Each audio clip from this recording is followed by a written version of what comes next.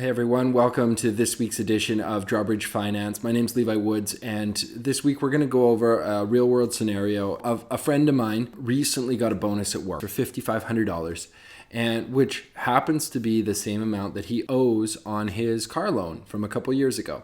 So we talked about it, and he has 2 years remaining on his car loan, and he's currently paying 2.99%. He asked me, what should I do? Should I use the cash to pay it off, or should I just continue making the payments? What works out better? So now that the scenario is set up, we have this $5,500 in cash that we've received, and we currently have a liability of $5,500 loan, which we're paying 2.99% on. So I'm going to just show you quickly 4 different people and their little scenario on what would happen based on the decisions that they make. So we've got Alice, Bob, Charlie, and Doug.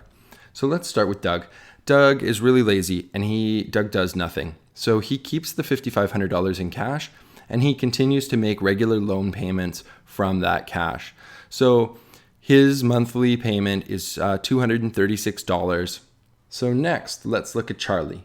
Charlie uses the $5,500 in cash to pay off the loan. He thinks this is a brilliant idea, but he has to pay an early repayment fee. So that early repayment fee costs him $50, but he has no debt anymore, and he has a monthly payment of $0. He's made a choice that he believes is quite solid. Now, Bob, on the other hand, he thinks, well, I've got this $5,500. It was unexpected, and I should just invest this money. And what I'll do is I'll pull the dividend out that I'm going to receive, and I'm going to pay down my loan. So he invests the $5,500. This costs him $10 to do that. And he invests in a fund that pays 7% annual dividend, which works out to $32 a month.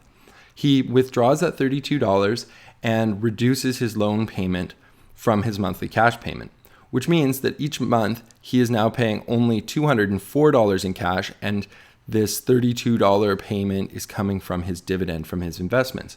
So he's made a smart move there because he's reduced his monthly payment and he's invested some money. Now, Alice, on the other hand, she's like, well, you know what? This bonus has nothing to do with my car loan, so I'm going to keep it completely separate. She's going to invest the same $5,500 that Bob did, returning a 7% annual dividend. There's a $10 fee to invest that money, and she's going to reinvest her $32 a month that she receives in dividends using a DRIP program, which costs her nothing. She continues to make her regular loan payments of $236 each month. So that's great. That was the decision that they made. They got that all set up. The payments happen automatically. So now let's skip forward 2 years to the end of the term, and let's see how everybody worked out.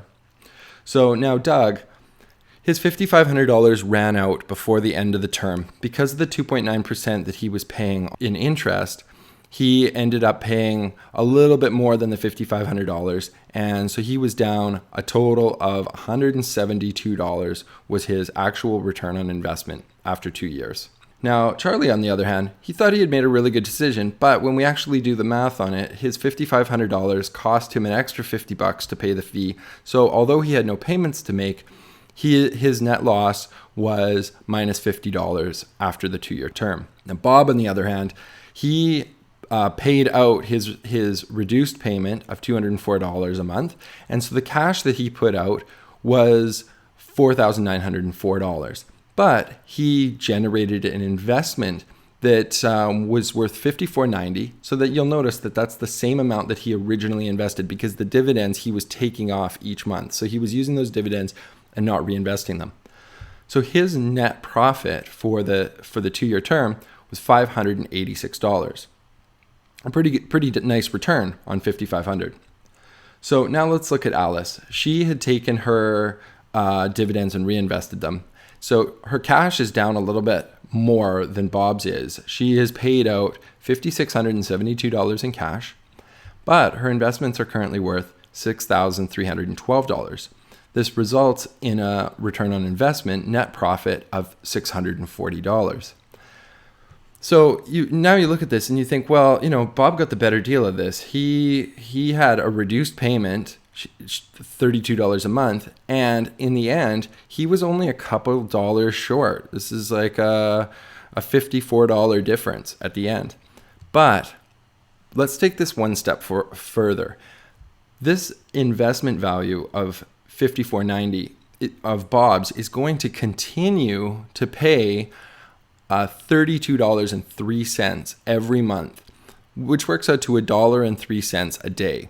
Now, if he doesn't ever remove this investment, that will pay for life. So $1.03 every day for the rest of his life. Now, Alice, on the other hand, her investment, because of the compounding, is actually returning $36.82 a month, which works out to $1.19 a day. So when you look at this small difference between this $54 between Bob and Alice, Alice is actually returning 16 cents per day more for the rest of her life based on this. So this type of bonus money that you get from work can work out really well for your long-term investment because it will generate income for the rest of your life. You should just do something wisely with it. Now, of course, investing in a stock has inherent risks, and the value of that stock could go down or it could go up. So you have to factor that into what you're investing in and choose your investments wisely. If you do a really good job, the potential for that profit is even greater than that 823, because if you pick something that goes up by an extra % or two over the course of that 2 years, you could make an additional $100 or even $200 on that investment.